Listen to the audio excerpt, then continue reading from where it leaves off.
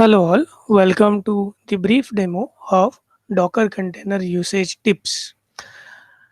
You remember that I had shared a couple of days back a Docker image that I referred to as containing all the requisite softwares for taking the CPPL lab. So today I'm going to give you a brief set of tips using which you can use these particular container. Many of you, as I see, have already downloaded the container image and trying to explore its usage. So this is my sincere effort in order to tell you and make you aware of how you can use this to conduct the practical sessions and guide the students to do the practicals using this Docker container. Okay, so before we start, I would like to tell you that we have to have certain prerequisite, which is you should have, if you're using Windows platform, Docker desktop installed on your machine on which you want to run the Docker container, or if you're using Linux, you should have the application docker.io used on Ubuntu system. To install this, I have written the step 0.123 sudo apt-get install docker.io. After installation is complete, you need to check whether the Docker installation is done properly or not. You can use you can do so by typing docker space image space ls. This will try to list all the images that you have on your machine. Even before this, you can also test docker space run space hello world. If you run into any error that reads something like got permission denied while trying to connect to the Docker daemon socket, then you can refer to the website mentioned over here, which you can easily get by doing a Google for this particular error. The problem that happens when you install docker.io is Docker generally has to be a part of group which is sudo or group, and for resolving that, this particular website of DigitalOcean gives you four set of commands to execute after installation of Docker: sudo group add docker, sudo user modification slash ag docker dollar capital user su dash s dollar user. And it is always better to restart machine once if still after doing these steps the problem persists. As I've seen, maybe sometimes if you log out and log in, or you just source the command line again, you get docker running positively. So to test docker running positively, just run docker run hello world. If you are able to uh, get hello world message without any errors, you will understand that your docker is running. We are assuming here that you have some basic understanding of docker images. Even if you do not have, you can actually get this step zero done from some lab assistant or somebody acquainted with docker.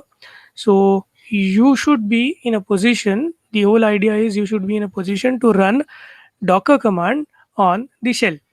That is the whole idea. Now,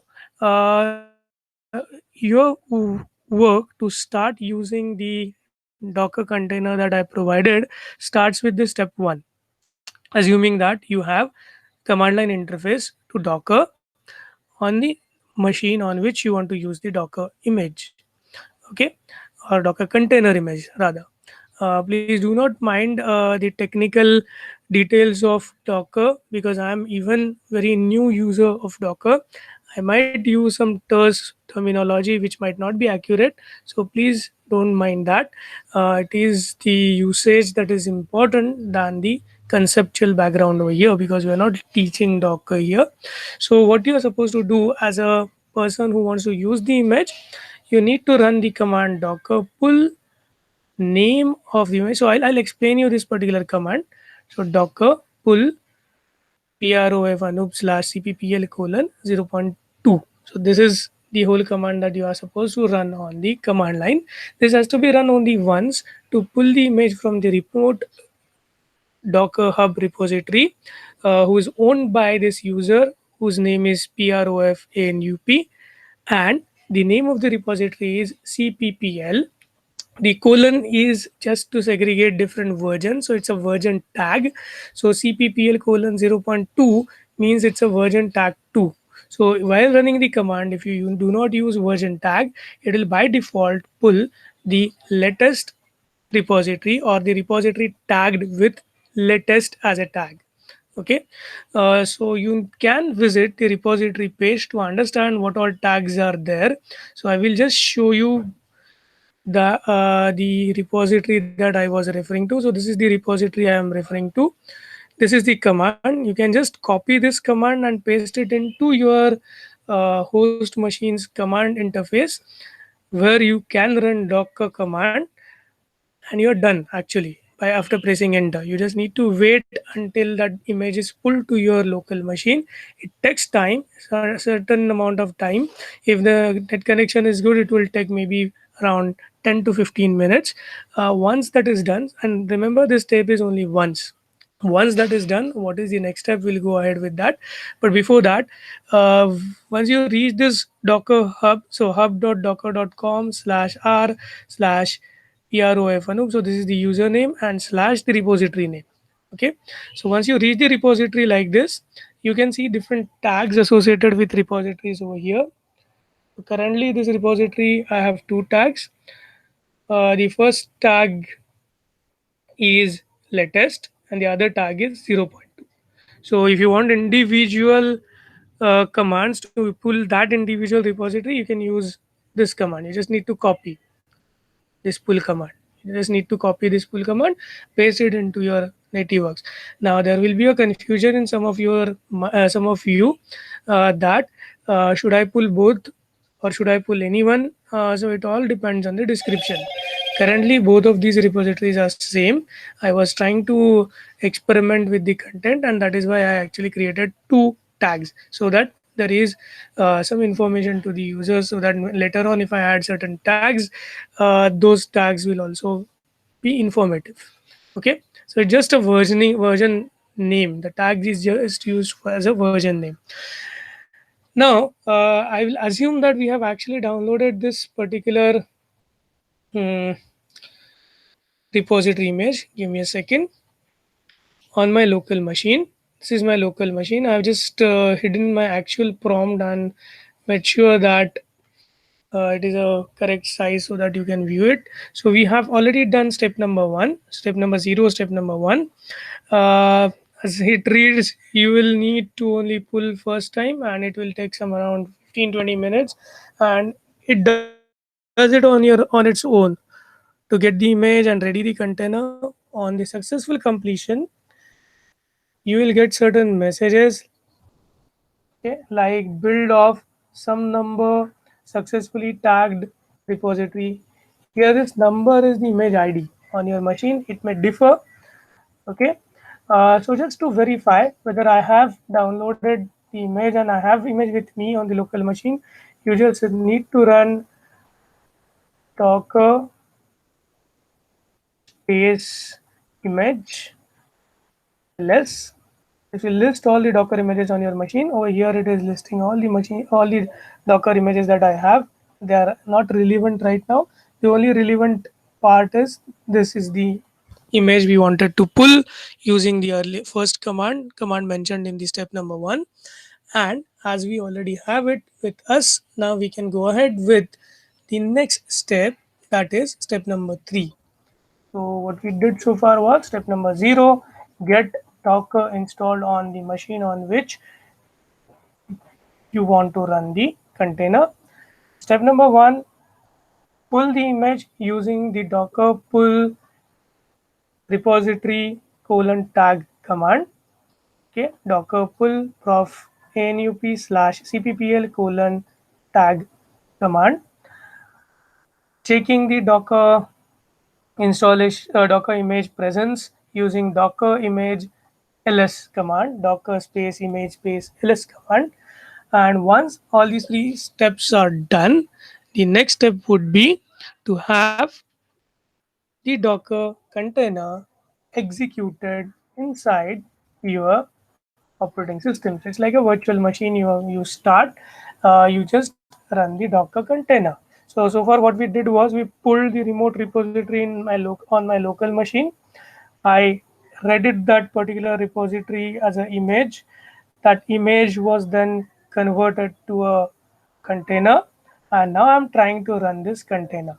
So docker space run space hyphen it space name along with the tag of the image space the application that you want to run inside the container as the initial application or the welcome application. Okay, so if I read this command properly, docker run is the thing that I want to do. I want to run the container hyphen it. These options are there. These options, first parameter specifies the image name along with the tag, and then that is the repository name along with the tag. Then I'm specifying slash bin slash bash instead of the name and the tag. I can use image id as well, okay, which you can see over here. So now I'll run this. So bin bash I want, that is the bash shell I want, the shell environment. See, it started running. So if you see my earlier, let's increase the font so that you can see the earlier prompt. My earlier prompt was just the dollar. Now new prompt is root at the rate some number. So if you read this number, this matches this particular tag. Okay, so this is the container I'm running. Sorry, this is the image tag. This actually would match to the container tag. So image and container are two different instances. So image is just the raw image on the hard drive. Copied files, you can refer to them as. I hope I'm not making a lot of mistakes in explaining Docker. And when it is containerized, it will have another ID. So that container ID is this particular container. So root at this particular container is now the new prompt. And see that you are an admin user for this particular container. And I've got the bash shell. You can verify that by running some bash command like clear ls, and now I'm actually ready to use my container.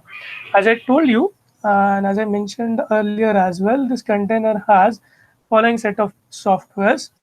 You have editors available, Nano or Vim. So I can see Nano is there. I can see Vim is there. Okay. Then what you so you can actually use these as editing environments. You can edit any file in Nano and Vim. I don't think as a faculty member I need to tell you how to do that. But for students, you could actually tell them how you actually create a file and open a file and edit it, which would involve taking up some time. But then once they know, they will also like to use this kind of environment because it is not their machine and on their interface they are running all these programs. Okay, there are certain issues with respect to the container while running. Whatever you do, all those files does not remain in the container. How to handle that problem, we'll talk about it later. But right now I'll show you how you can actually go about doing editing C programs, Java, C++, and Haskell inside this particular environment. So I will open a file for editing. So I'll give it a name, say suppose main.java.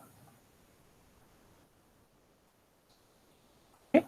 Since it's a remote access, simultaneously you can have other things accessible to you as well. So I have this file created, main.java. You can ask your student to have this file on their host machine. Host machines, that is the machine using which they are getting this particular access to the command prompt. I'll just copy this code into this particular editor. Okay, fine. I will save this code. Nano, for saving you use Control X and you say yes, and the code gets saved. I can verify that the code is there. So main.java is there.